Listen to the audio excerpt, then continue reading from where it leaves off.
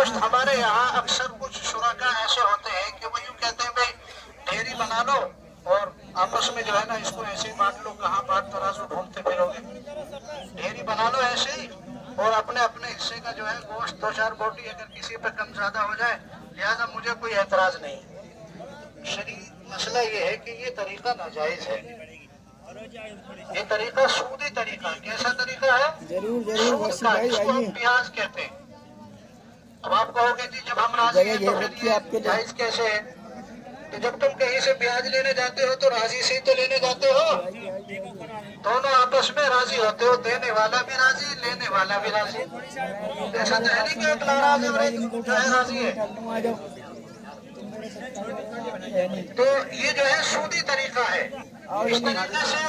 پہلی بات تو یہ ہے کہ ترازو پیسے ڈالنے کو جو ہے تول کر کے دیا جائے، میں لگتا پیسے بالکل برابر تول کر کے دیا جائے ترازو سے۔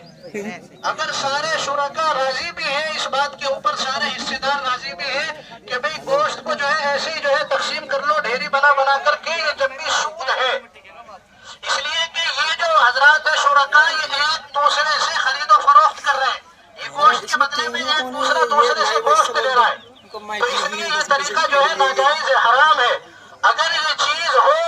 ایک جنس کی، اگر کوئی چیز ہو تو وہ برابر ہونا شرط ہے اس کا، کہ وہ چیزیں کیسی ہو، بالکل برابر ہو، اس میں کمی اور زیادتی نہ ہو، اگر کمی اور زیادتی ہے تو وہ سود ہے۔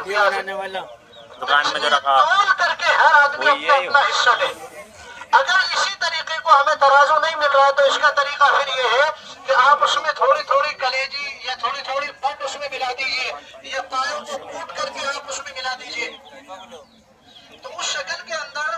آپ جب اس میں ملا دیں گے تو اب آپ اندازے سے، اٹکن سے بھی آپ اس کو پھر کر سکتے ہیں، اس لیے کہ یہاں جنس بدل گئی۔ پایا اور کلیجی یہ گوشت نہیں ہے، یہ گوشت سے الگ ہے، اور جنس بدلنے کی وجہ سے مسئلہ بدل جاتا ہے،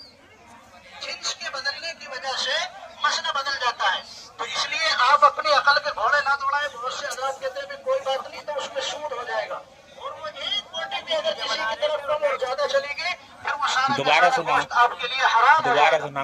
وہ ایک سودی کام ہو جائے گا۔ اس لیے اس طریقے سے بچیں۔ دوسرا مسئلہ یہ ہے کہ جب یہ جو ذبح کرنے والے ہوتے ہیں کسائی، یہ عام طور پر کیا کرتے ہیں، جانور کو ذبح کیا اور ذبح کرنے کے بعد اس کو 2-4 منٹ کے لیے چھوڑ دیا، پھر اس کے جو یہاں ایک ہڈی ہوتی ہے بالکل اندر کی طرف دکھائی دیتی ہے، صاف سی ہڈی، ایسی جانور کی بھی ہوتی ہے، تو یہ کسائی حضرات کیا کرتے ہیں کہ اس کو جو ذبح کیا اور پھر اس